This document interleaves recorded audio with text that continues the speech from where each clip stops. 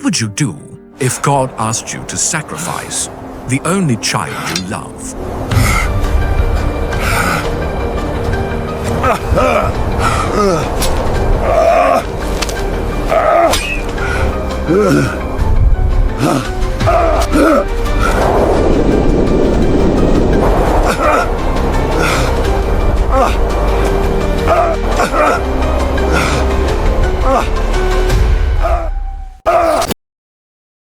What if the one thing God asks you to surrender is the very promise He gave you? What happens when faith demands the unthinkable?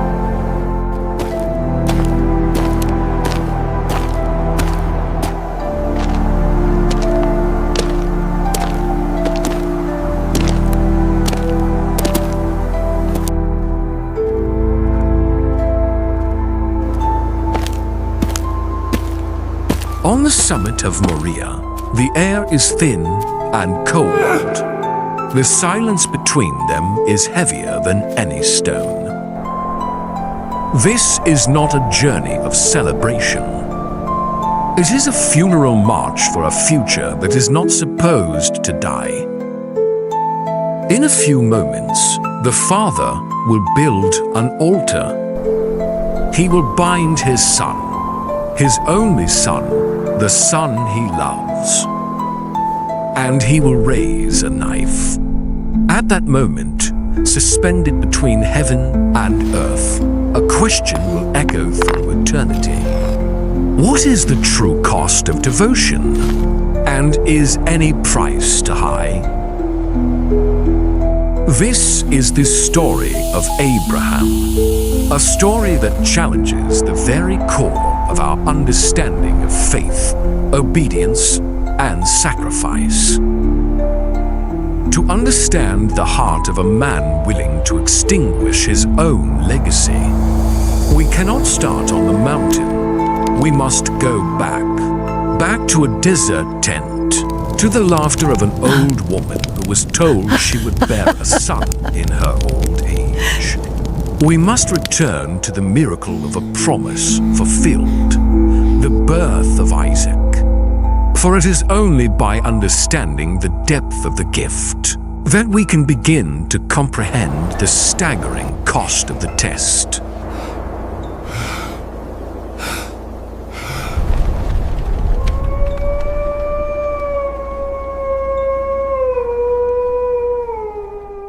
The promise had been fulfilled. Isaac, whose name means he laughs, had filled their twilight years with joy.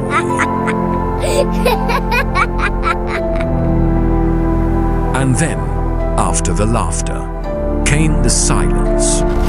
A voice, familiar and divine, shattered Abraham's world. The words recorded in Genesis chapter 22 are precise. Take your son, your only son, whom you love, Isaac, and go to the region of Moriah. Sacrifice him there as a burnt offering on the mountain I will show you. Every word was a twisting blade. Not just your son, but your only son, the son whom you love. God acknowledged the depth of the bond He was commanding Abraham to sever. There was no room for misunderstanding. The command was absolute, horrifying.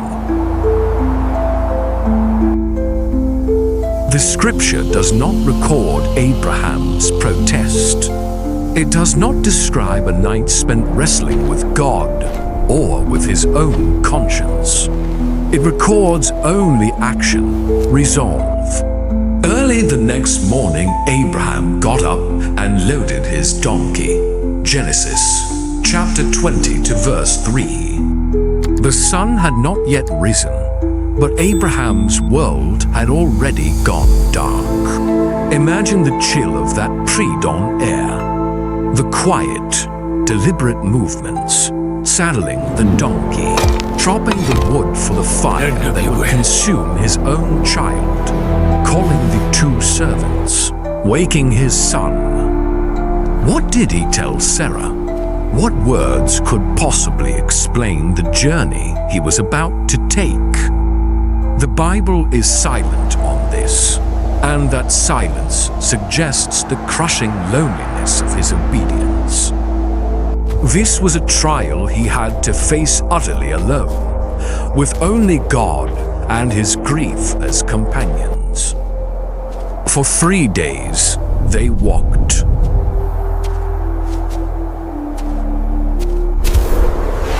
3 days, a journey of approximately 50 miles, a lifetime in every step. With every sunrise, the mountain grew closer. With every passing hour, the silence deepened. Did he look at his son, walking beside him, and see the memories of his first steps, his first words?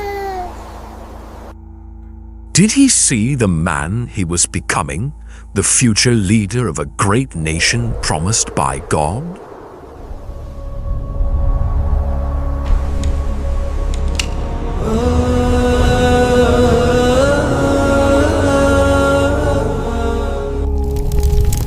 And did he then see the fire, the altar, the knife? This was the torment of Abraham, a silent, 3-day agony, caught between God's promise and God's command. The journey was a crucible, burning away everything but the core of his faith. On the 3rd day, Abraham looked up and saw the place in the distance, the final destination. He turned to his servants. "Stay here with the donkey while I and the boy go over there. We will worship, and then we will come back to you." We will come back. Was it a lie to comfort the servants? Or was it an audacious, desperate declaration of faith, a belief that somehow, even in the face of this, God would provide a way where there was no way? He placed the wood on Isaac's back, and together, father and son, they went on. Then the silence was finally broken by a voice of pure innocence. Father? "Yes, my son?" The fire and wood are here, but where is the lamb for the burnt offering? The question that had been screaming in Abraham's own heart for 3 days, now voiced by the intended sacrifice himself. The pain in that moment is immeasurable. Abraham's response is one of the most profound statements of faith in all of Scripture. "God himself will provide the lamb for the burnt offering, my son." And the Bible adds a simple, heartbreaking phrase, and the two of them went on together.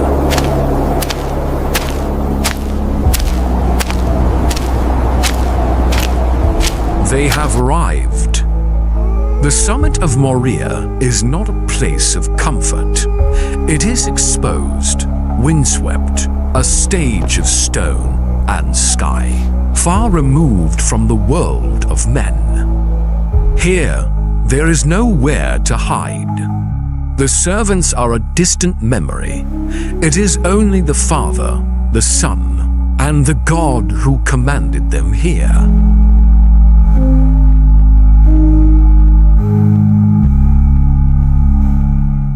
Abraham begins his work. His hands, though ancient, are steady. He selects the stones. One by one, he lifts them, placing them with grim purpose. This is the terrible art of altar building, a skill he has used many times before to worship God with gratitude. Today, he builds it with a broken heart. Isaac watches. Perhaps he helps.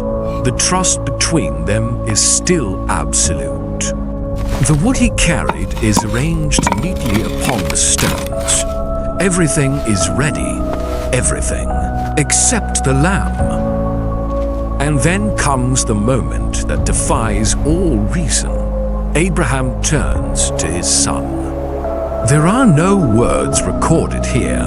Perhaps no words were possible. There is only the quiet horror of the moment. He reaches out. He takes his son, the child of laughter, the heir of the promise, and he binds him. Imagine the rough cord against Isaac's skin, the confusion in his eyes turning to fear, and perhaps to a dawning, terrible understanding. Yet, he does not struggle. He submits to his father. The son's trust mirrors the father's obedience. Abraham lifts his son and places him on the altar upon the wood.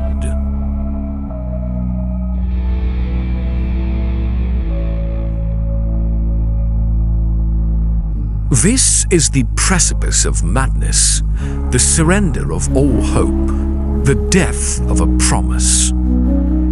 Abraham's entire life, his entire faith, has led to this single, monstrous act. He has given everything. He has held nothing back. He reaches for the knife. His hand is steady.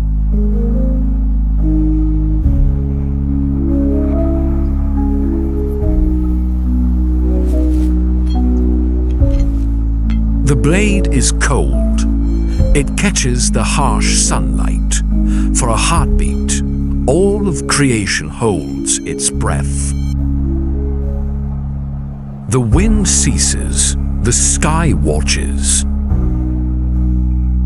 This is the ultimate test, the absolute surrender. His arm tenses, the knife is raised. It begins its descent.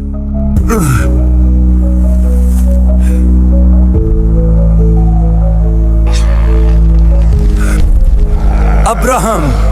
Abraham!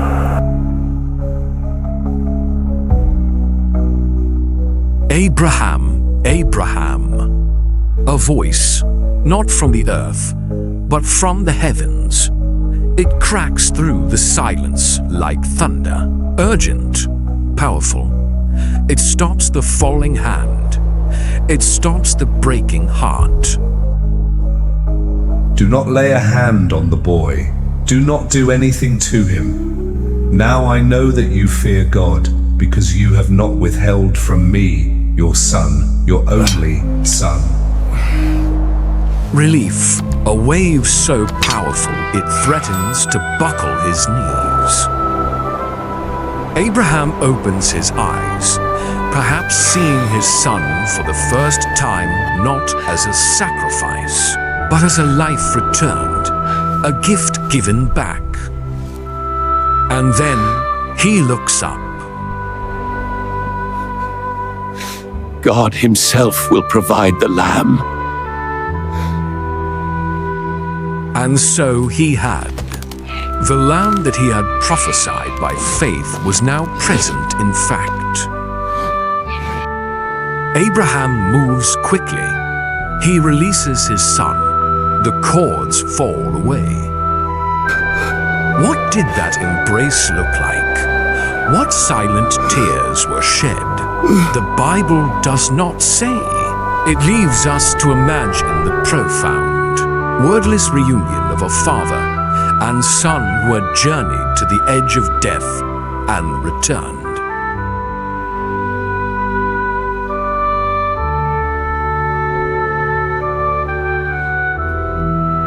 The terror has passed. The trial is over. All that remains is the trembling aftershock of grace.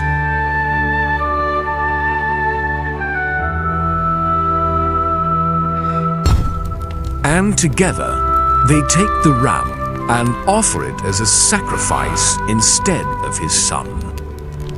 The fire consumes the substitute. The air on Mount Moriah is thick with the scent of the offering, but it is an aroma of life, not death.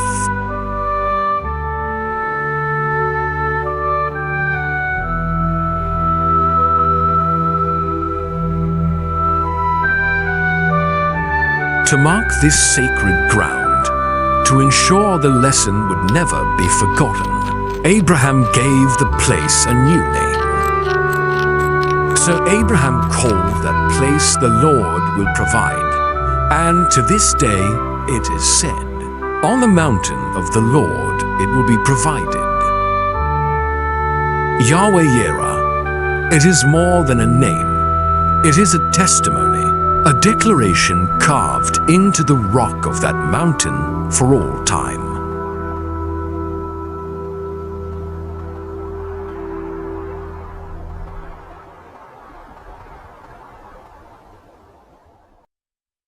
Our God is a God who tests, but He is also a God who provides. And then the voice of the angel of the Lord called out from heaven a second time. The test was over.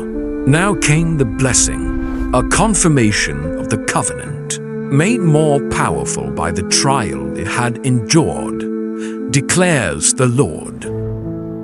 I swear by myself that because you have done this and have not withheld your son, your only son, I will surely bless you and make your descendants as numerous as the stars in the sky and as the sand on the seashore.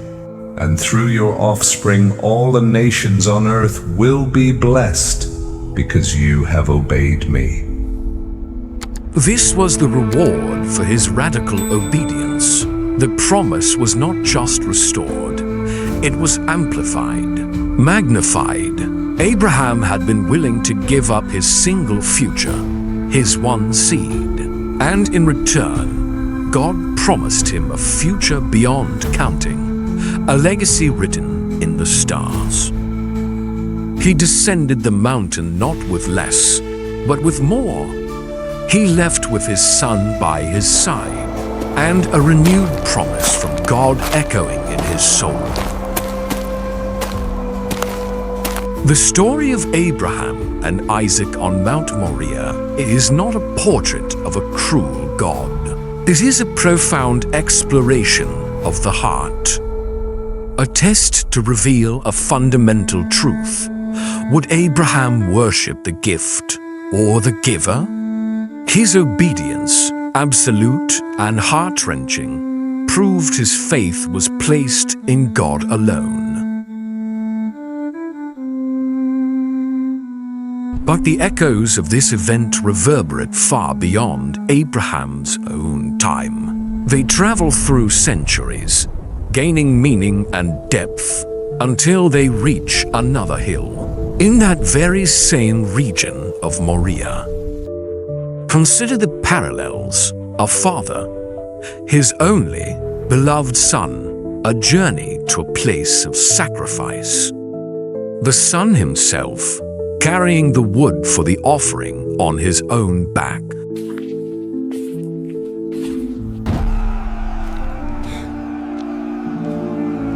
"2,000 years later, another father would offer his only son. But on the hill called Golgotha, there would be no last-minute reprieve, no angel's voice to stay the hand, no ram caught in a thicket, because this son was the Lamb.